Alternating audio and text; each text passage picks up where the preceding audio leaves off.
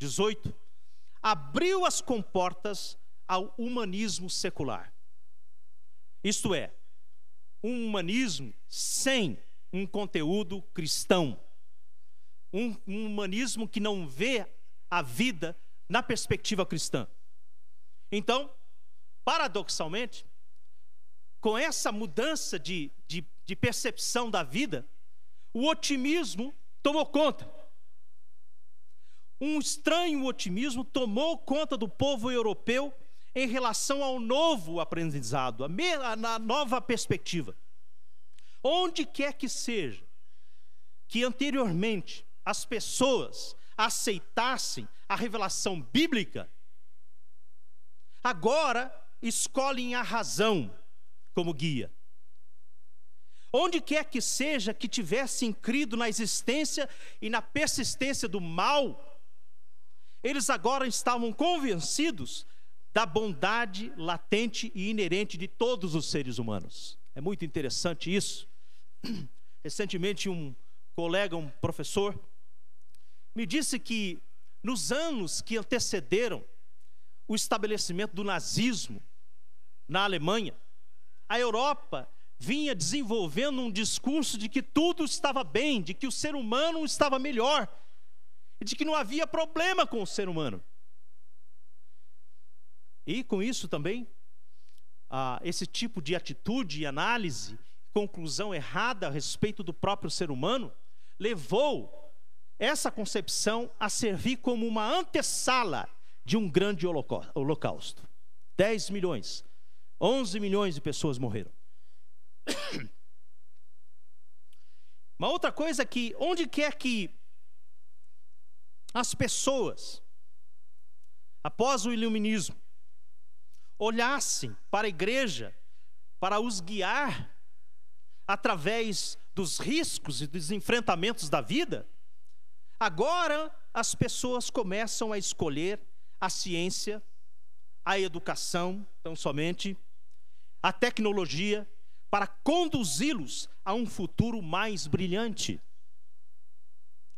Para o povo iluminista, era uma era de ouro,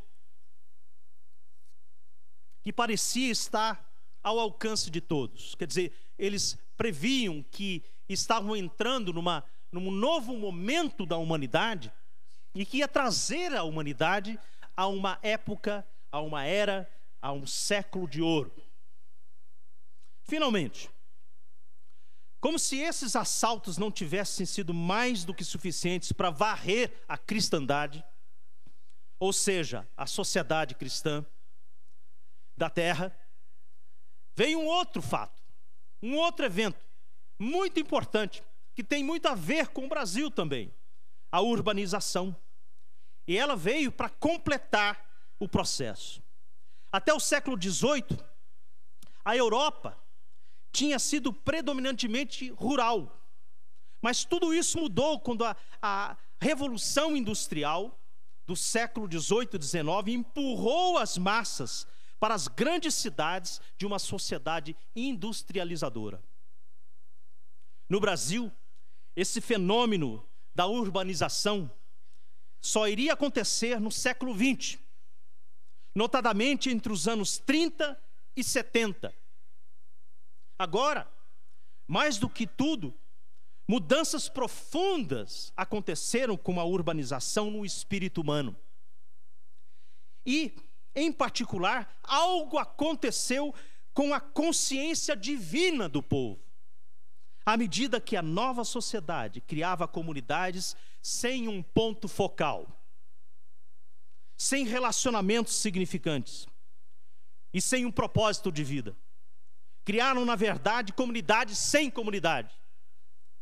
Criaram não lugares, que na verdade é um conceito novo. O que é um não lugar? O aeroporto é um não lugar, porque não existe para além de trânsito. Uma rodoviária é um não lugar. A rua é um não lugar. As calçadas são não lugares. Os grandes halls são não lugares. Lugares onde não existe comunidade. Lugares onde as relações são superficiais, porque afinal de contas as pessoalidades precisam ser respeitadas. De alguma forma a igreja se deixou afetar por isso, e mesmo hoje no Brasil eu vejo sinais de igrejas que se tornaram não lugares, pela influência dessa ideia de que a gente tem que viver em comunidade, mas precisa se manter distante do outro. Não lugares. Dessa forma, meus amados irmãos, a urbanização é a irmã siamesa da secularização. O que a Renascença começou, o que a Renascença iniciou, a urbanização, enfim, completou. Por um período, a sociedade parecia mancar, incerta do caminho a seguir. Até que um dia, em 1963, 3 homens notáveis morreram. Um era C.S. Lewis, o acadêmico ortodoxo, o grande filósofo convertido, querido irmão, que tinha fortemente argumentado por um outro país mais real do que o mundo físico dos censos. Outro homem que morreu foi John F. Kennedy, o humanista católico, que refletia a vida, pelo menos numa perspectiva de cristianismo liberal nos anos 60. O terceiro foi Aldous Huxley, o panteísta terreno, cujas ideias de um admirável mundo novo superou as ideias futuras, mesmo as ideias de hoje, sobre o mesmo assunto de um mundo novo, de uma realidade nova, de uma sociedade nova. Até aproximadamente 1963, havia uma respeitabilidade semicristã. E essa respeitabilidade semicristã das sociedades em relação à fé cristã parecia assegurar, impedir que a sociedade ocidental se afastasse de suas raízes cristãs. Mas por volta do momento em que aqueles 3 homens representantes desceram às sepulturas, as comportas se abriram. E toda a força represada do secularismo alagou a sociedade, mudando a face e o entendimento da vida no mundo todo. Mudando completamente para além do que se pode reconhecer e discernir mesmo hoje.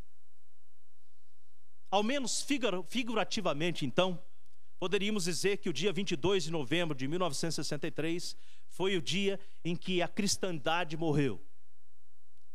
Eu disse a cristandade, não a fé cristã.